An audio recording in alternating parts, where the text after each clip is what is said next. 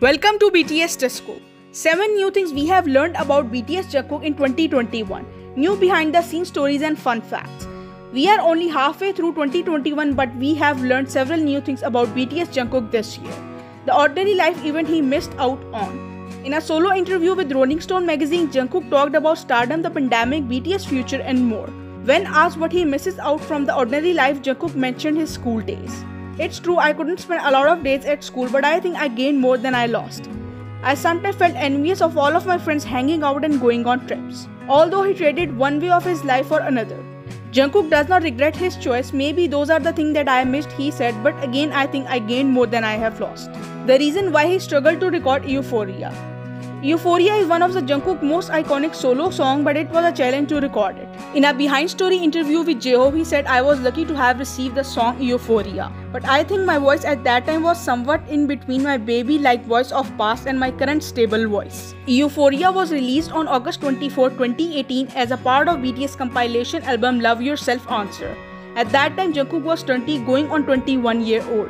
Jungkook revealed how much work he put into his vocalization to capture that crossroad between youth and maturity. At that time, I was thinking a lot about my vocalization, so I really struggled when I recorded that song. And my voice at that time of recording was kind of like my own.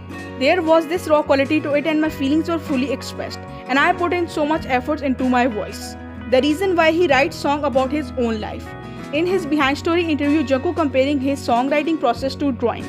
Although he has many ideas, some ideas are easier to put down on the page other than. I do have things in my mind that I did like to express, but I don't have data accumulated. I have ideas but can't express it, just like how you can't draw. There are so many things inside your head but you can't draw it out. So there are many things I did like to try out and work on, but I can't express it due to lack of data. What I can do now is to talk about my own stories, since they're my own experience and those are easy to express, he said.